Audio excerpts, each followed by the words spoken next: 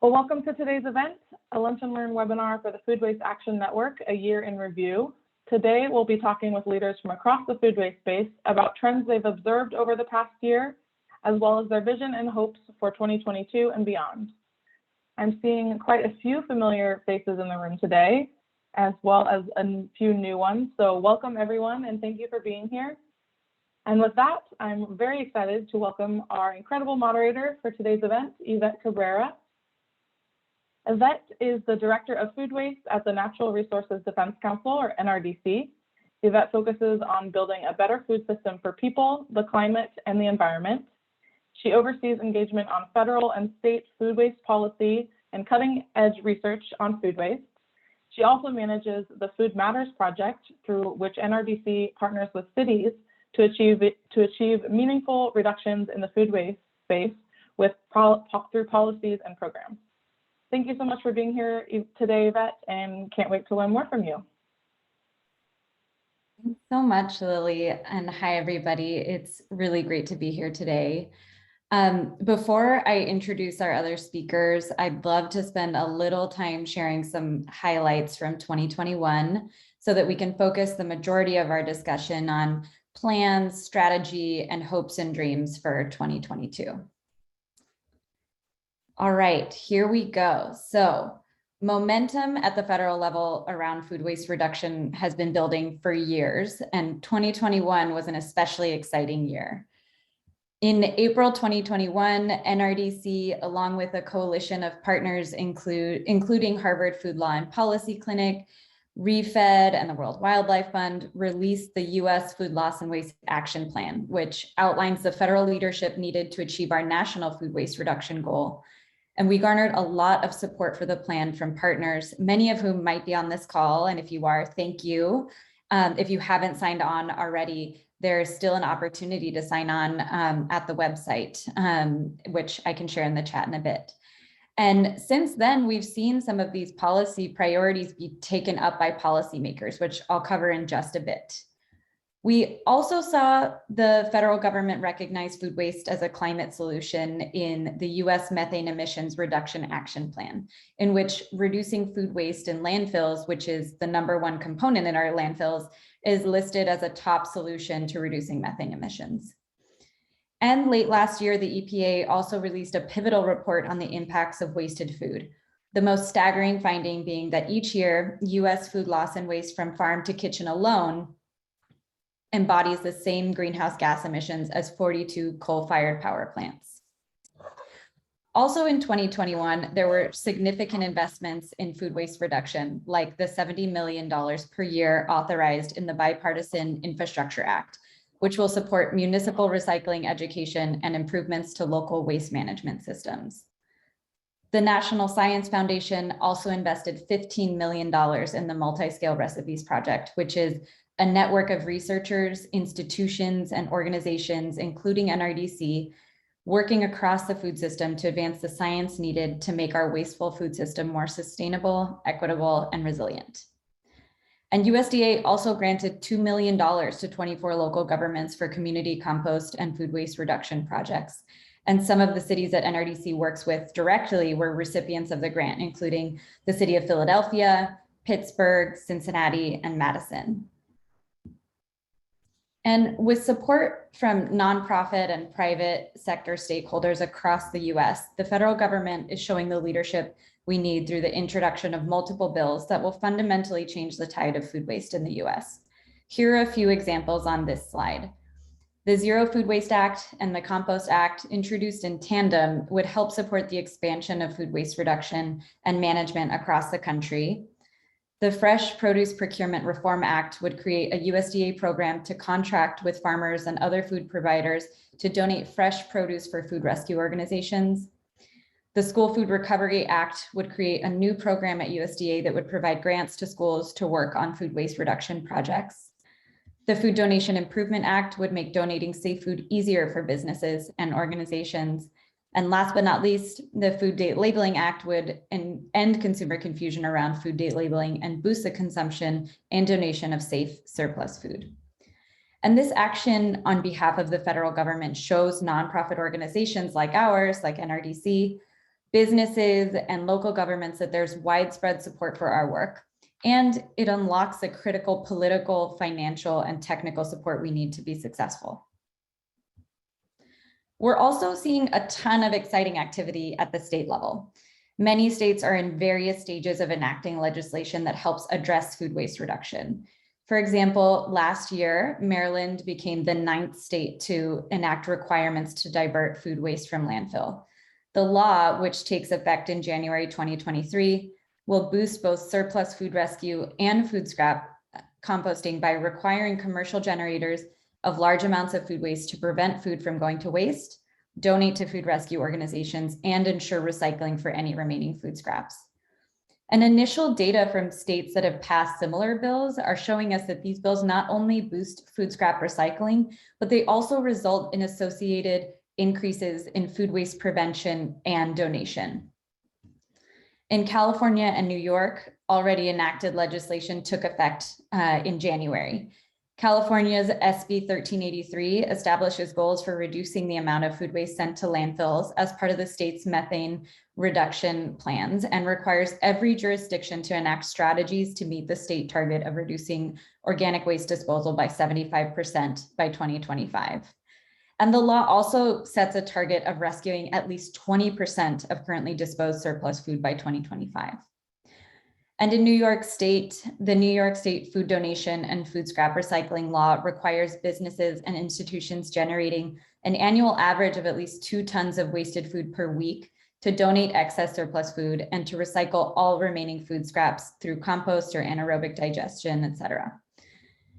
And setting targets for food rescue, as both of these states have done, helps increase the amount of food donated, as well as establishes more connections between food donors and recipients. And we're really hoping to see more policies and laws like this take effect in 2022. We're also seeing huge advances at the municipal level across the US.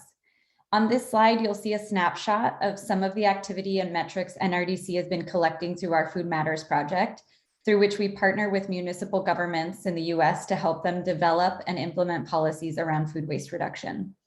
We're currently deploying 70 strategies across 15 cities and counties that we're partnered with in the Mid-Atlantic, the Southeast, and the Great Lakes. And the strategies that we partner with cities on really span the hierarchy, but here you'll see some metrics from some of the work that we do more focused on food scrap recycling, just to get a sense of the kind of impacts we're seeing as of late. And this city leadership we're seeing both in our kind of network of Food Matters cities, but also across the US is really influential for the levels of government above municipalities, including the county level, the state level, and the federal level, demonstrating that this can be done and there is motivation to do more. And here are some of the resources that have been developed and released over the past year that will support cities in their efforts to reduce food waste. This past year, we released a new report called Feeding a City, Food Waste and Food Needs Across America, which analyzes results of NRDC's baseline calculator tool applied to 22 US cities and identifies key patterns and recommendations. We also updated and released our health inspector engagement tool based on feedback from partners. And this tool is meant to help municipal health departments and health inspectors educate food facilities on how to prevent wasted food and donate surplus food. It includes examples from other cities and resources, including brochures and even PowerPoint presentations that can be fully customized for each city. The model compost procurement policy language was also developed and released by NRDC and the Environmental Law Institute last year. Municipalities can easily adapt this model policy to their local circumstances to require the use of compost where appropriate, for example, in city gardens or landscaping. And lastly, the Environmental Law Institute released a report called A Toolkit for Incorporating Food Waste in Municipal Action Plans, which includes model provisions that municipalities can use to incorporate food waste measures into their municipal climate action plans. And all of these tools are really critical to advancing our efforts in cities. So we're really excited about these ones. And I also want to recognize that we're very conscious of the fact that there's so much activity happening around food waste across the US and across the world. So many of you are leading those efforts, and we are so humbled by that and extremely excited by it. And What I've just presented is kind of a snapshot of some happenings that we've seen, but know that there's so much more. And with that, I'd like to introduce our speakers for the discussion. So today we're joined by Brandon Schauer from RARE, where he serves as Senior Vice President and head of the Make It Personal program focused on climate change in the US. Make It Personal engages Americans about the 7 behaviors that have the biggest impact on carbon emissions. Brandon joined RARE in 2020 from his prior position at Capital One, where as VP of Design, he led teams stretching across numerous digital customer experience platforms. Brandon also serves as a member of the Institute of Design's Board of Advisors and holds 2 master level degrees from Illinois Institute of Technology, a Master of Design from the Institute of Design and an MBA from the Stewart School of Business. Thanks for being here with us today, Brandon. Thanks, it's great to be here. Thank you. And we are also joined today by Regina Anderson, Executive Director at Food Recovery Network. Regina joined Food Recovery Network in 2015. As FRN's Executive Director, Regina is responsible for setting vision, strategy, and fundraising efforts to accomplish the multi-year strategy of FRN called FRN times 10X. Regina works with the team at national headquarters, plus stakeholders and partners around the country to achieve the ambitious goal of FRN 10X, to feed everyone who is hungry in the US with surplus food. For over a decade, Regina has worked in the nonprofit sector with a commitment to social justice issues, because she believes it is in this sector that she can make the biggest difference and where people are the engines of positive change. Regina received her MA in Literary and Cultural Studies from Carnegie Mellon University and her BA in English Literature from the University of Maine at Augusta. Thank you both for being here and sharing your time with us. And now I'd like to transition us to the discussion portion of our event today. And we'll start by asking a few questions. And just a reminder that we will be taking questions from the audience a little bit later in this session. Okay, so I want to start off with a question for both of you. And here we go. We'll start with you, Regina. With a global pandemic, geopolitical conflict, and extreme weather events continuing to disrupt the food system, what opportunities do we have this year that we can really lean into to reduce food waste and ultimately reshape and recreate a more sustainable and just food system in the future? Awesome question. Thank you so much for kickstarting with that. And before I answer that briefly, I first wanted to say that I am here in Washington, D.C. on the Piscataway Conoy tribe land. And so wanted to thank the Piscataway Conoy tribe. And also, again, as we said before, there's so many amazing people who are joining us today. So thank you for your time. So many of the places that Food Recovery Network has chapters. I saw someone from the University of Maine system. So shout out there, Aloha Harvest in Hawaii. We partner with you guys. So, well, there's many places where we can help to reshape the food system to support a healthier process. 42 million people are currently food insecure. And I talk a lot about, that number and how that might feel so overwhelming for folks. And there have been disruptions and people are dying because of the pandemic. And it feels like there could be, a lot of things that are hard to handle. And I will say there are so many things that all of us can do, including the over 4,000 people that are part of the Food Recovery Network. And that is to think about the needs of our communities. I know I also saw Feeding America is on this conversation too, in the audience. And, their website is so helpful for us to actually look at where there is hunger in our state, in our county. And when we think about that, we can see that there is an opportunity to help support all of those individuals. And at Food Recovery Network, how we do that is a variety of ways that everyone here can see themselves in that work and can participate in that work. And so that is working with one of our partnerships, FarmLink, to do research to identify amazing farmers. So shout out to our farmers who are keeping us all fed, and the folks that work on farms and farm fields to help us get our amazing produce.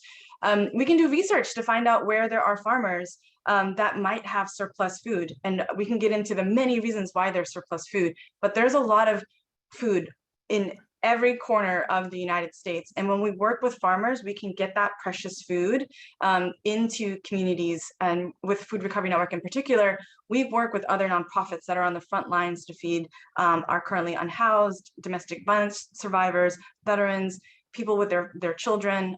So that is one direct way, is to support our farmers and getting the food into communities of need. Yvette, you mentioned so many of the amazing policies that all of us can feel like, where is that, right now? Does my city or my state, do they have a food policy council? Where do my elected officials stand on ensuring that people have the food that they need and that we're not, wasting all this precious food? I really wanted to highlight the date labeling, that you mentioned, because, individual homes, and it happens widely, where we throw away food that is actually still good, and the reasons why that happens. If you are a family household in need, your food waste might actually not be that high because everyone is eating every little thing that you can. And in fact, your household probably doesn't have enough food. And so we do see food waste at the individual home varying widely. So, what are the ways that we can get involved with that? I will say lastly, see if there's an alma mater that you connect with. Does that organization have a Food Recovery Network chapter? Because that is another direct way that we can activate on the community level to get food to where it needs to go. That's great, Regina. And I completely agree. I think this year and all the time, we need to do a much better job about understanding where there are kind of pockets of opportunity, and doing a better job of reconnecting and re-envisioning what it looks like to connect surplus with need, for example.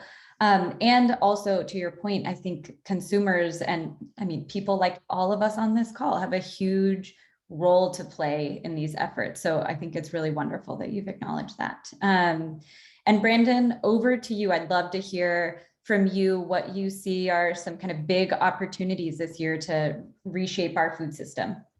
Yeah, I think you named in some of those macro trends, things going on that I think when we internalize it, what's happening for us personally, it's we care about our economics, our personal economics, we care about our personal health, and also a greater number of people worried about their own personal safety and their future outcome with climate. And that's really rising in terms of the polls.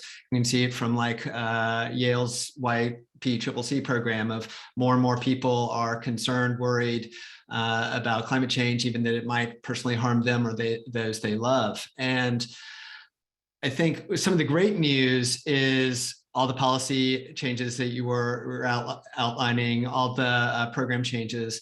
But we also know that people have to change their behavior so that we can actually show the effectiveness of those policy changes, of those programs that are coming out.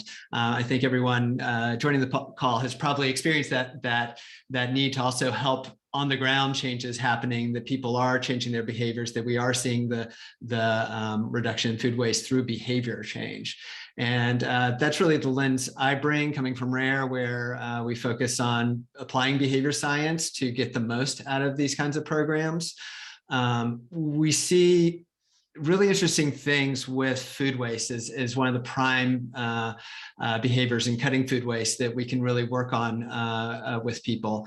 That unlike many of the other behaviors that impact climate, this is one that people really feel morally connected to. They feel it is the right thing to do. But we also know they're not necessarily doing it correctly. So when we recently did a national poll at the end of last year and found out 85% believe that they and others should be cutting their food waste. But at the same time, we asked them, okay, if you thought of 10 people around you, how many of those people believe the same thing? And they said only 5. And so there's this interesting thing where we all believe it's a good thing to do, it's the right thing to do, but we don't realize all of us agree on that. And so I think one of the big opportunities we have in behavior change, if we're working at that consumer level as well, is to help create that peer influence, that collective understanding that we all believe it's important, we all think it's the right thing to do, because sometimes you just get to cut out all the science, all the economics, all the other things, because it's just like everyone else is moving to this new norm and I really need to as well. So I think that's a big area of opportunity to use that lever for behavior change, in addition to the policy levers and the information levers that we have going. That's super interesting, Brandon. Thank you. And that makes me think a lot about some of the research that we've done at NRDC. And what we found is that similarly, that the majority of Americans think that they waste less food than the average American, which is statistically impossible, but just goes to show that, you know, in general, we think we're all doing a really great job and think maybe others might not be doing as well. And so it really is important to look inward and think about what we can do and the role that we kind of play in this as well.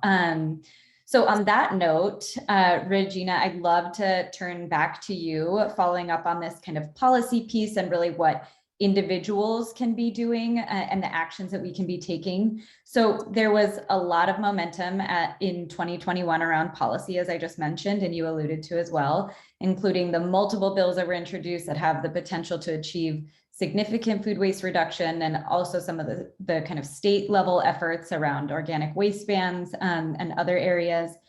What's needed to keep up this momentum? What challenges do you think we'll face, and how can those in the audience take action? Awesome. Love that. And first, I want to say to everyone in the audience that I know you are all engaged and active, and, you know, how can we have that reverberation of activity continuing to go? And that is unlocking people and making them feel like, you know, we don't have to, you know, eat the whale in one bite. You know, I think about, I've been at FRN for 6 years, and day one, month one, year one, I was like, oh my gosh, what are the issues? Who are the folks, you know? And I'm still on that learning process. So I want everyone to feel that, you know, it is literally the small acts of all of us together. And some of us, you know, stepping into the influence that we have as individuals. And that can help to shape policy, and it can help to feed our neighbors today.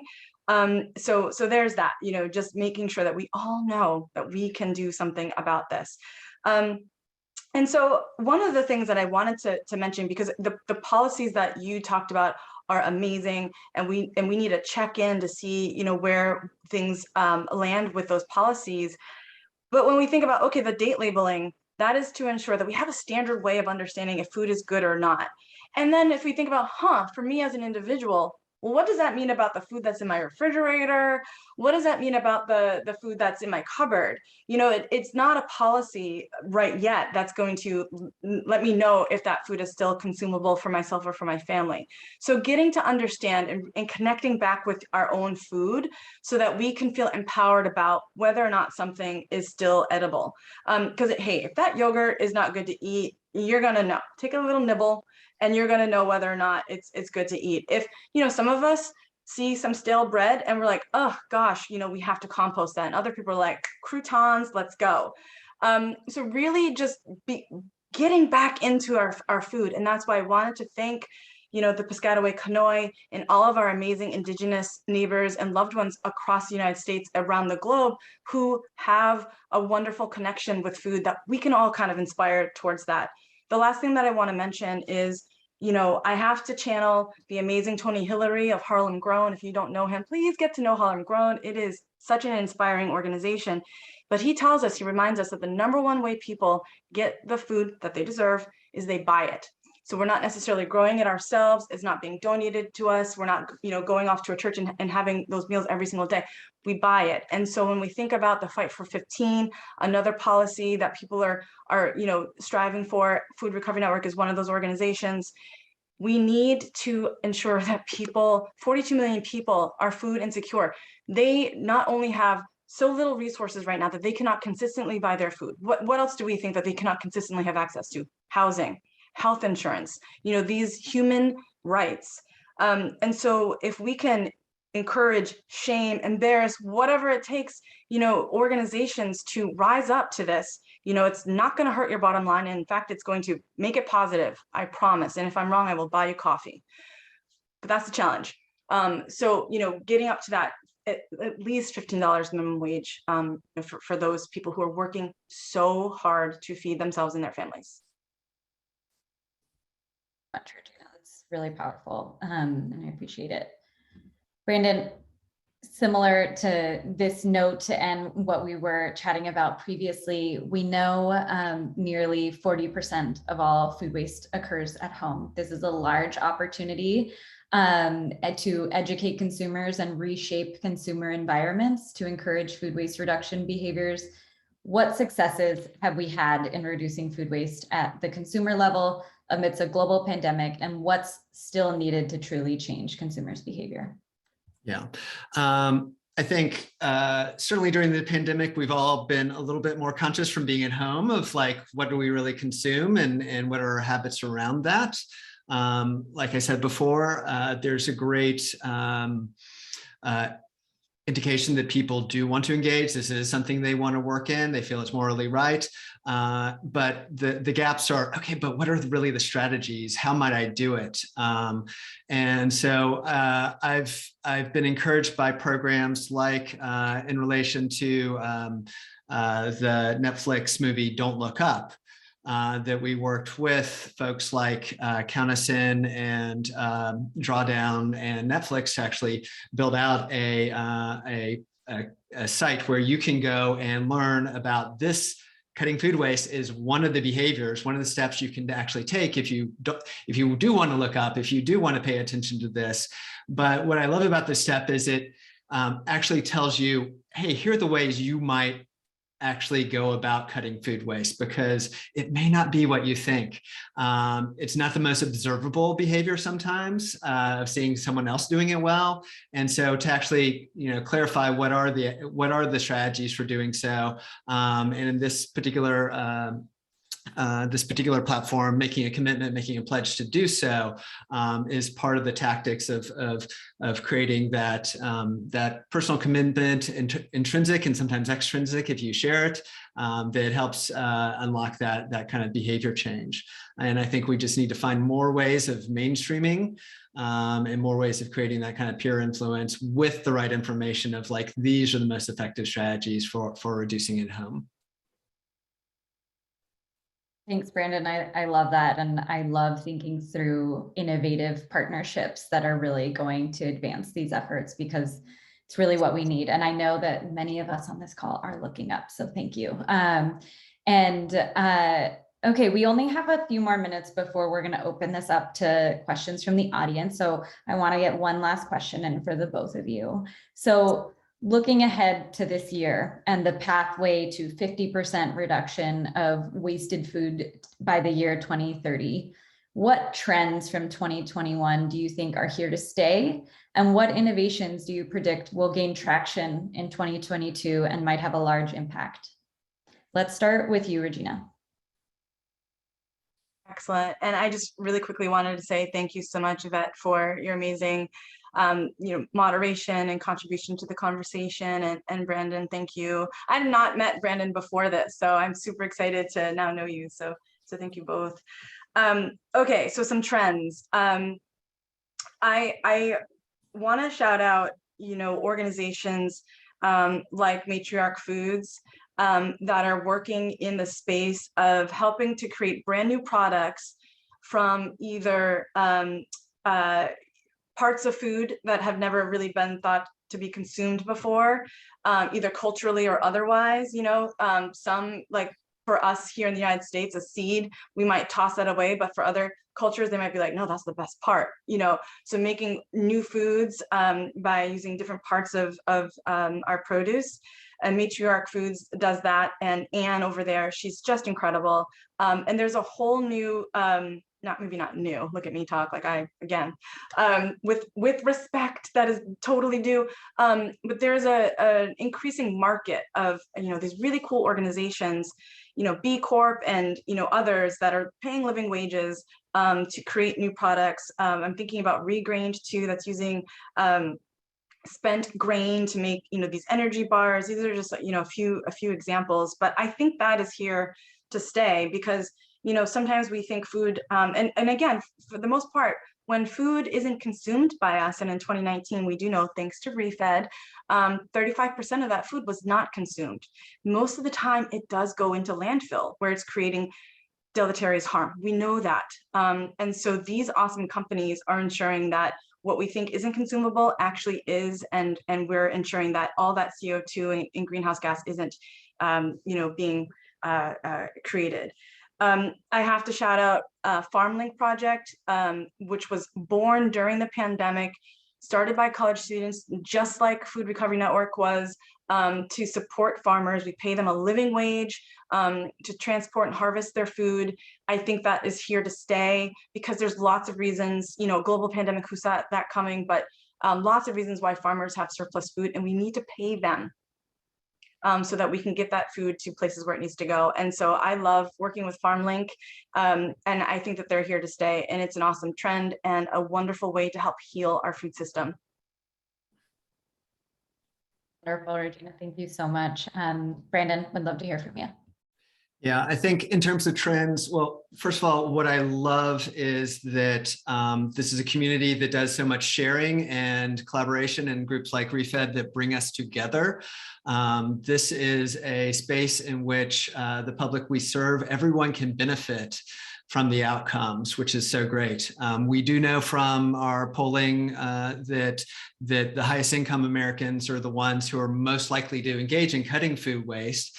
But at the same time, the lower income public also can benefit greatly from all these programs that Regina has been highlighting. And so I love these situations where there's a group win around what I feel is building as a collective new norm, that when people sense a norm is changing, it is much more powerful to move more people on board. It's called a dynamic norm. When we sense everyone else is starting to move, we fear being left behind if we aren't changing and adapting to this new norm as well. And that's what can change things really quickly. So I'm really excited about things like employer-sponsored programs, because that creates a peer relationship. It creates a more system levels change that people can see because they see changes happening around them.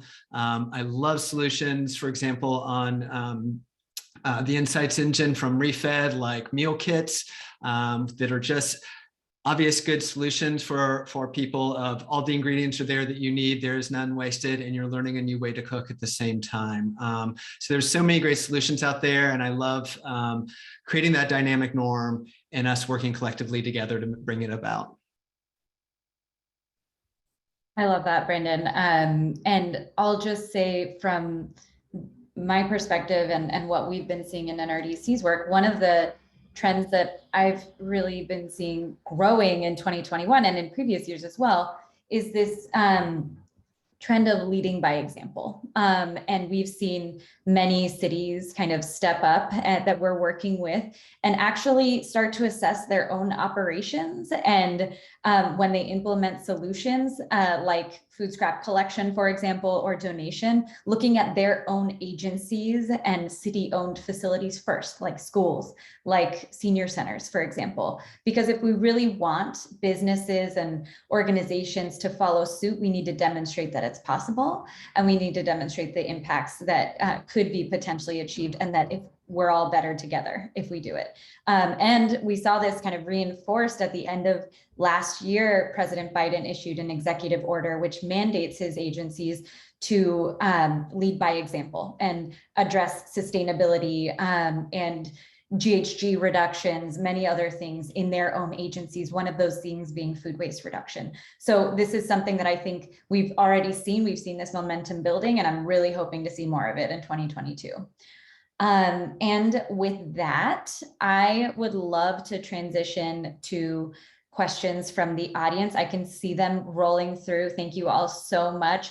I already know we will not be able to get to all of these, but I'm going to try and get to a lot of them. And Regina and Brandon, I will kind of either put these to you directly or to both of you. So let's see, we have a question from Colin Peacock. Is there a plan to mandate that retailers and producers record and report their food waste data? It could be argued that without data, the pace of change may be slow. I'll let you all decide who wants to jump in on that. Brandon, you want to go first? Okay.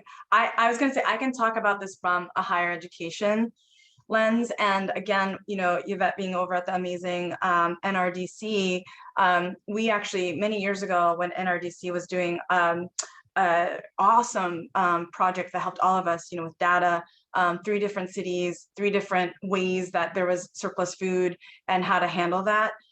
We were able to provide some data from the higher ed level at those different institutions. I will say, we have not seen an appetite for a collective visualization of how much food, you know, there is at the higher ed level. We can take some guesses based on how much, you know, some of these institutions are able to donate. The whole purpose for Food Recovery Network is like, thank you so much for your donations. You keep donating over 500 pounds of brown rice, you know, baked chicken every month.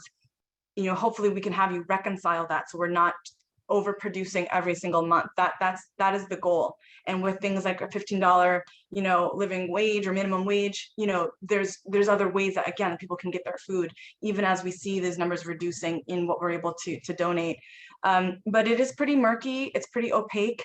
And I haven't seen, you know, for a variety of different reasons, that opaqueness changing. But, you know, that's not stopping FRN from collecting that data and putting it out there, what we're able to recover, because that translates into meals for people that we care about.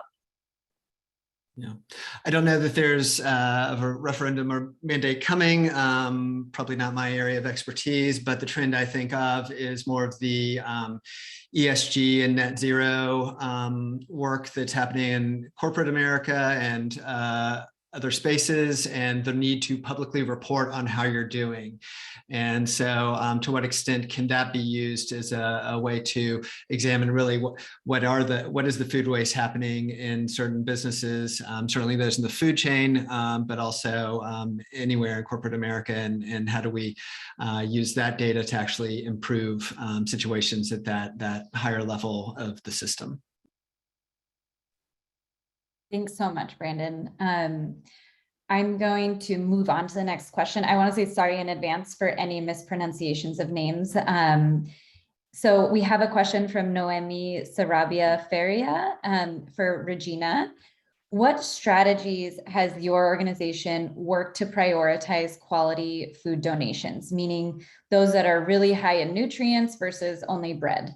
Also connecting food donors to culturally specific, appropriate food pantries and banks. Thank you for that. I saw that question. I was like, oh, I hope we get to talk about that.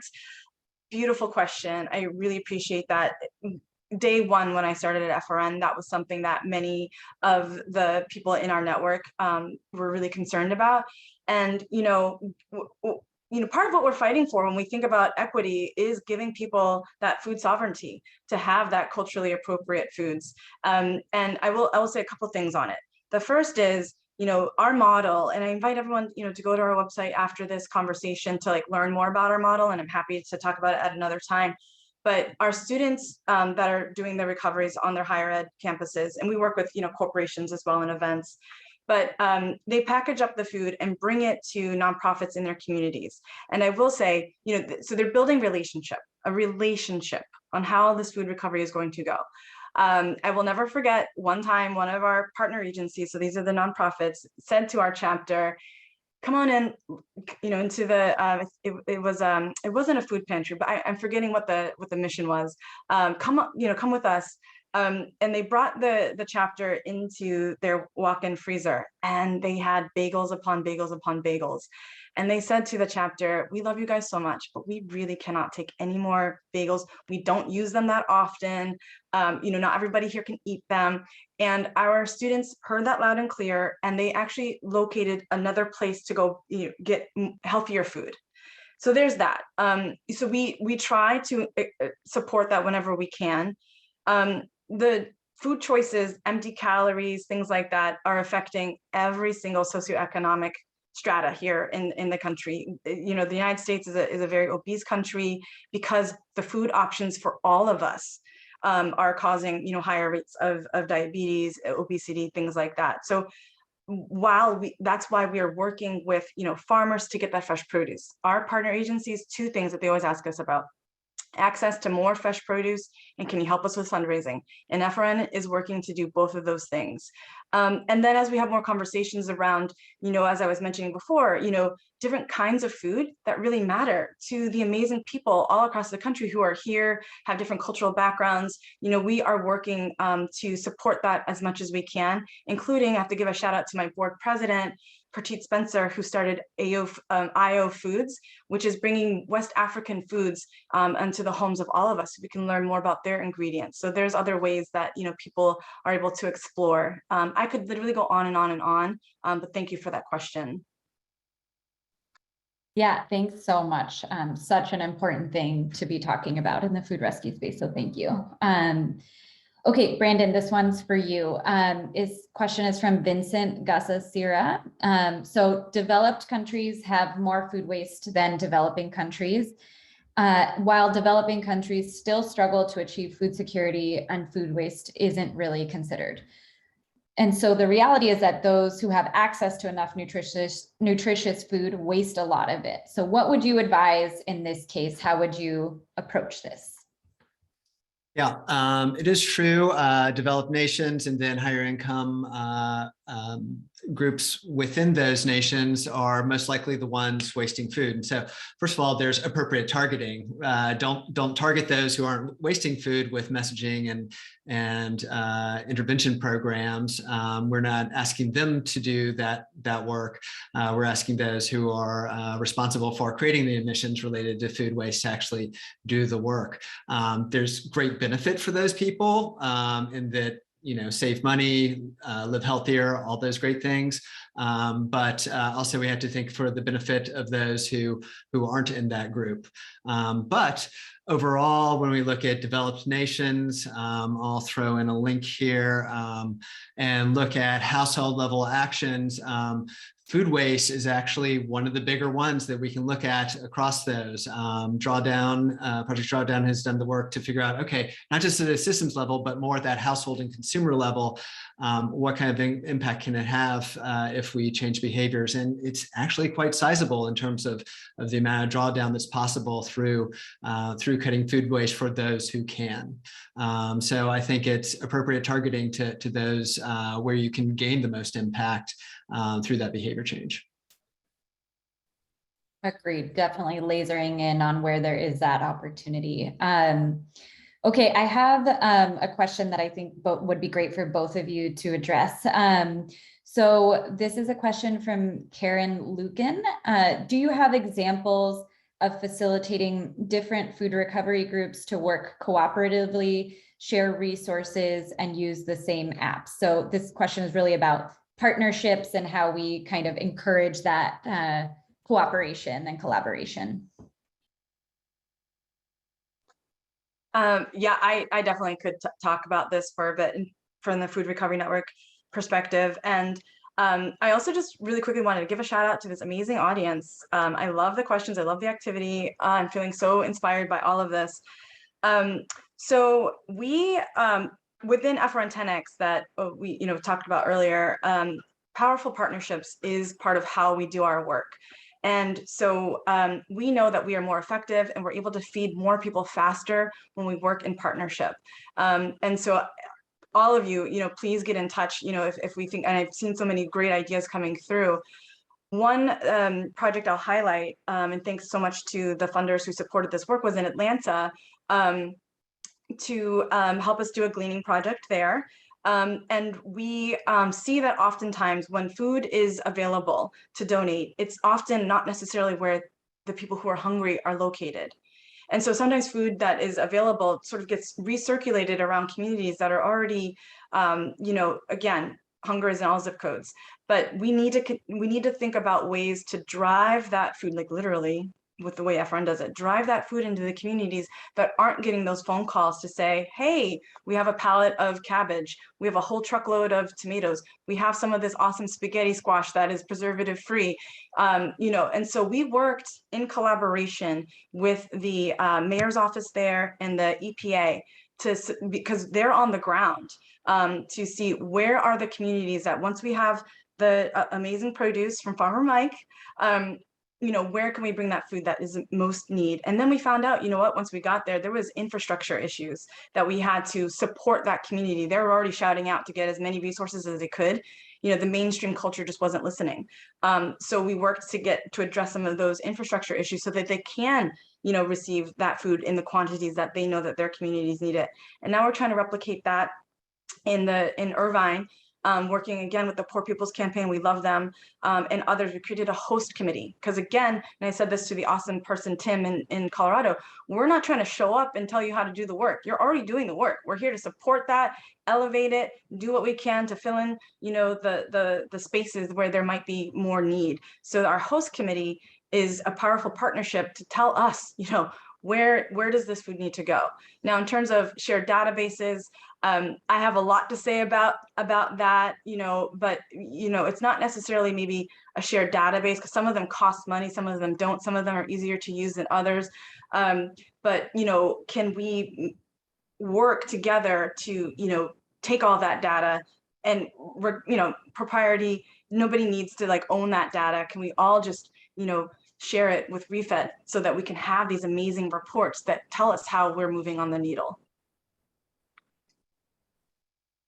Completely agree. Let's give all of the data to ReFED. Okay, Brandon, would love to hear from you just on kind of cooperation, partnerships, how we facilitate this. Yeah, I think public reacts well, funders react well when you focus on the problem and then who are the best different players who can work together to get to that solution. So I think one of the hardest things is envisioning the solution, like taking that 1,000-foot step back, envisioning the solution with not you and your organization necessarily at the center, but as part of the collective that's making it happen. And I think that's hard in any situation, right? To kind of step outside of your own body and look at the bigger picture. But I think it's really, really key to the problem solving. There's an architect, Eli Saranan, who said, always solve a problem in its next largest context, right? A chair in a room in a house in the city, right? And so I think we have to always zoom out one level of context while we're solving problems at this kind of systemic level. Thanks so much, Brandon. And we have time for one more question from the audience. So this one is from Catherine Bruns. I'm rolling out school cafeteria food scrap collection and composting program in my town. The amount of waste is truly mind-boggling and immoral. How was the American Rescue Plan free lunch, or how has the American Rescue Plan free lunch contributed? What are the laws around what kids must take? It is confusing. What are the federal mandates and what are local?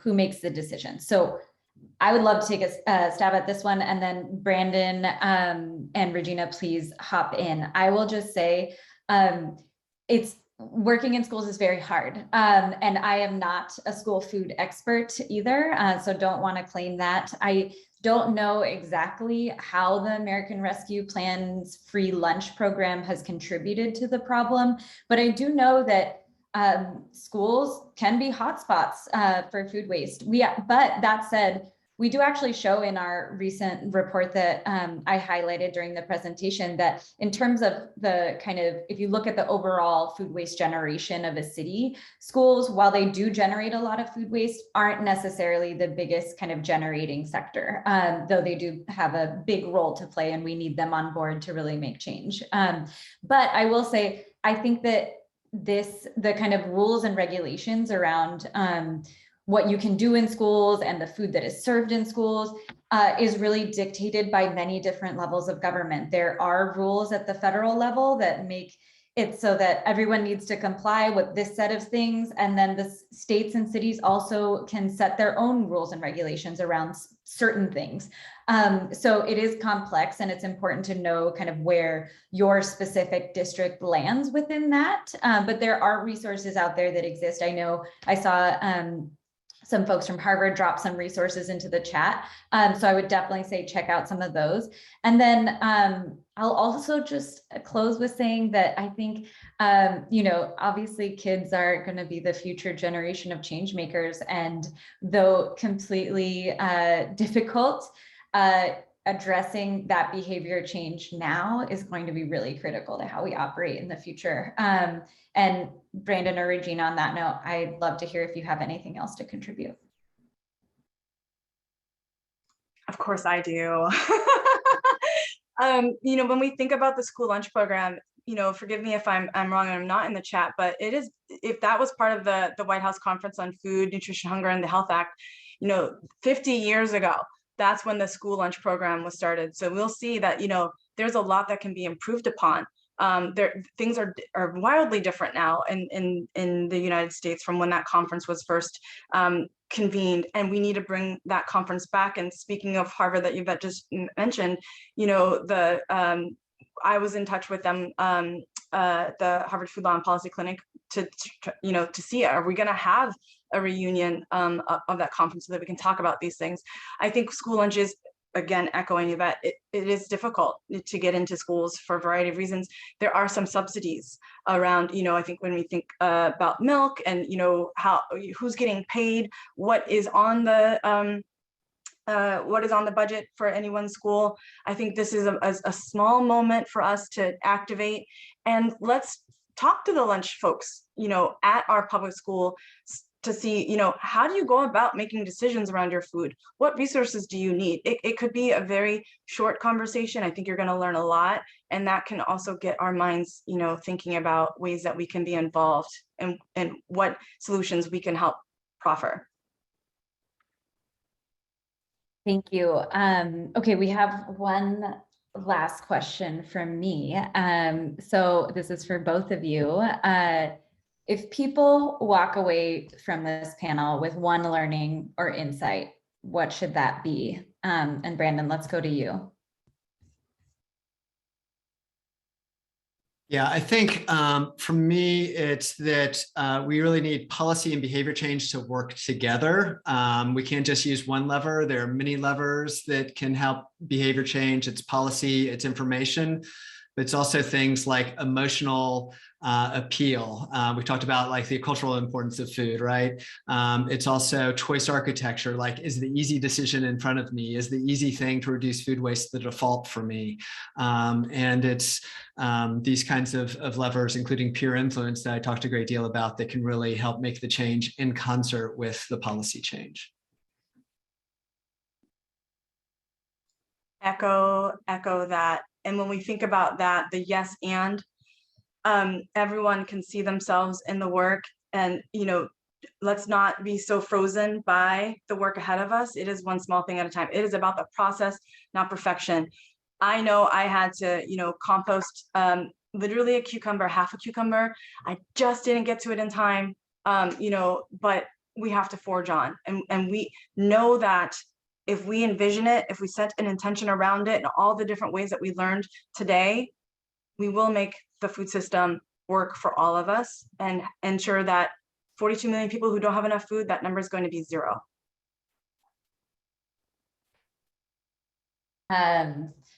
Unfortunately, that's all the time we have for today. So thank you so much to Brandon and Regina for joining us today and for the awesome discussion. And thank you to our audience for the engaging questions and active chat thread. I'm so sorry we couldn't get to all the questions, but they are really wonderful ones. And thank you to ReFED for setting up this conversation and always acting as a convener of the minds. We really appreciate you. And I'll turn it back over to Lily to close us out. Thank you so much, Yvette. And again, huge thank you to Brandon and Regina for joining us today. That was an awesome discussion, super engaged chat. It's so wonderful to see everyone getting involved. Yeah, so I would like to take a little bit of time to share kind of the follow-up. So we'll be able to send out a link to today's recording of the webinar, as well as a ton of people have been asking for the chat transcript just because so many great links are coming through. So we will definitely make sure to follow up with that. And then if you have any questions or feedback for us, we would love to hear them. So feel free to share them with me directly via email, and you'll see that coming through the chat now. And then, as I mentioned at the top of the hour, we have a couple of questions for you. If you could please just stay on the line and take a moment to answer the poll popping up on your screen right now. It's super helpful for us as we start to plan for future events. So yes, I'll give it about 10 or 15 more seconds for folks to respond, and do see some results coming through. So thank you so much. And now, if it's the first time for you joining us and you liked what you heard today, welcome. We're so excited to have you, and I really encourage you to join ReFED's Food Waste Action Network. It's a totally free network for folks from across the food waste space, from diverse backgrounds, to connect and engage about food waste reduction, and we'd love for you to be a part of it. So if you're not already a part of the Food Waste Action Network, please do consider signing up, and we will send through a link in the chat. And then if you are already a Food Waste Action member and you haven't filled out the 2021 end of year survey, I'd love to make a quick plug for that. The link should be coming through the chat in just a little bit. But your responses really do directly inform this year's programming and events. So we want to hear from you what you want to hear from us. And if you're interested in speaking or want to have your company be part of an innovation demo day, we're very open to hearing from folks. And just in the last couple of minutes, excited to share a couple of upcoming events with you. On February 10th, we're hosting our first pitch event for the Food Waste Funder Circle, where 3 organizations who are seeking funding are pitching to our Funder Circle members. So you can learn more about the Food Waste Funder Circle. And if you're interested in becoming a member to attend the pitch event, you can also visit a link that we're sending through in the chat shortly. And then on February 16th, we'll be launching our updated Policy Finder tool and talking about state level policy. So continuing the discussion that we started today, talking about the legislation coming out of 2021 and active legislation across the country. So we'll also show a quick demo of how to use our updated policy tracker tool, and hear from experts about kind of innovation in that state level policy space. And then on March 2nd, we'll be hosting our very first innovation demo day of the year. And you'll have the opportunity to hear from food waste solution providers who give wasted food another life through creating creating products from waste-derived materials. So that could be animal feed, bioplastics, cosmetics, agricultural inputs. So there's a huge variety in uses of ways that wasted food is being put to another use. And I'll go ahead and end it there. We're at the end of the hour. So thank you again, everyone, so much for being here today. I'll leave the webinar open for another minute or so you can grab any links from the chat, but we will recirculate those with this group. And thank you everyone again for being here, and I hope you have a wonderful rest of your day.